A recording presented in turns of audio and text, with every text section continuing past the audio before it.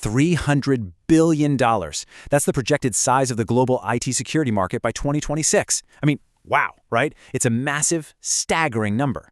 But it really highlights the immense stakes for your business today. We aren't just talking about, setting up a firewall or installing antivirus anymore. We're talking about massive, absolutely critical investments to protect your entire infrastructure. With hundreds of billions on the table, the hardest part actually isn't deciding to invest. It's figuring out exactly who you can trust with that investment. Welcome to today's Explainer. We're going to be unpacking a really detailed buyer's guide that was originally published by Atlant Security. It's essentially a definitive ranking and expert comparison of the top 20 IT security companies for 2026.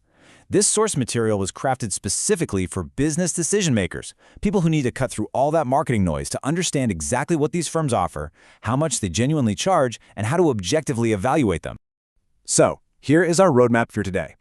We'll briefly cover defining security partners, the evaluation framework, the top providers for 2026, navigating service pricing, and finally, hiring due diligence. Section 1. Defining true security partners. Okay, before we start naming names, we've got to be crystal clear about what we are actually evaluating here. An IT security company is a highly specialized firm. Their entire job, literally their sole focus, is protecting your digital infrastructure, your data, and your daily operations from attackers. That's it. They aren't setting up your employee email accounts or fixing printer drivers. They spend all day, every day running security audits, hunting for vulnerabilities, and responding to actual incidents. You know, the label IT security gets thrown around a lot these days by companies that frankly don't truly specialize in it. A dedicated IT security firm focuses on deep, specialized strategy and testing, and they are usually vendor neutral. Now compare that to a managed service provider, or MSP, whose main focus is just everyday IT operations like running the help desk. Then you have MSSPs that handle 24/7 alert monitoring, and Big Four consultancies providing broad risk governance, usually at a pretty hefty premium. Understanding these distinctions early on prevents some really costly mismatches when you're looking to hire a partner. Section 2. The evaluation framework. So how exactly do you objectively rank a security firm? Well, the source material used a very strict 8-point weighted scoring system. This brilliantly illustrates what actually matters in the real world. It's interesting to see that technical depth carries the highest weight at 20%. Essentially, do they actually have hands-on testing capabilities and senior practitioners on staff? Right behind that are client outcomes and pricing transparency, sitting at 15% each. Are they delivering measurable security improvements, and are they playing straight with you about what it costs? Industry specialization, service breadth, and remediation support round out the rest of the score. Section 3. Top providers for 2026.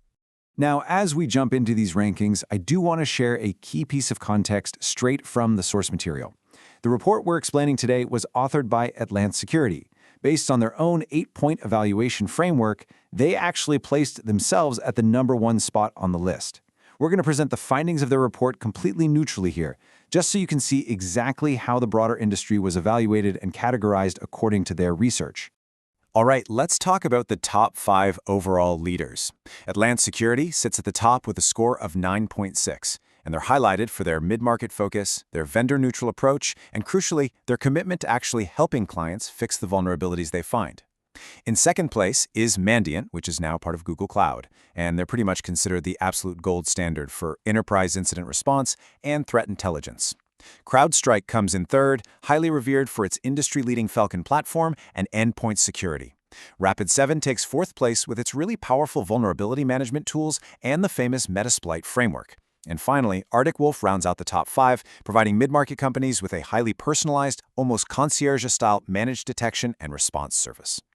Moving beyond the overall top 5, the report breaks down firms by their specific strengths. So, if you're a massive global enterprise requiring heavy-duty network security, the report highlights heavyweights like Palo Alto Networks, specifically their Unit 42 consulting arm, which leverages just massive amounts of network telemetry. SecureWorks is on there, bringing 2 decades of adversary tracking. Meanwhile, Fortinet and Checkpoint Software are recognized for their industry-leading, high-performance firewall and security fabric architectures. Now, what if your organization operates in a highly regulated sector? Think healthcare, finance, or government. Well, you're going to need specialized assurance. TrustWave is flagged as a massive player for PCI payment compliance. NCC Group provides elite, multi-jurisdictional penetration testing. Coalfire is an absolute go-to for really complex government and FedRAMP audits. And Deloitte Cyber brings that massive Big Four brand credibility that corporate boards and regulators just instantly recognize. Rounding out the top 20, we have the specialists. SentinelOne is included for utilizing AI for autonomous endpoint protection. Sophos and Huntress are both highly rated for the mid-market and SMB spaces. They provide great managed threat response without all that overwhelming enterprise complexity. Bishop Fox provides premier offensive security testing. Kroll excels when you need digital forensics tied directly to legal proceedings. WithSecure is the expert for European regulatory alignment like GDPR. And Tenable remains the absolute industry standard for vulnerability scanning. Section 4. Navigating service pricing. Okay, the big question. What should these services realistically cost? The source gives us a really fantastic breakdown based on company size. For a small company, say under 100 employees, an IT security audit might range from $5,000 to $20,000. But a large enterprise, they're easily going to pay upwards of $50,000 to $250,000 for that exact same service. Penetration testing follows a very similar scale.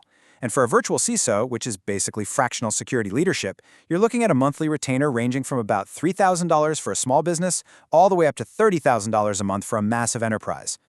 There's a crucial point about budgets that the report sums up perfectly with this insight. The most expensive IT security company is not always the best, and the cheapest almost always cuts corners. Honestly, that is a great takeaway. The report heavily emphasizes seeking out fixed-price engagements with really clearly defined deliverables.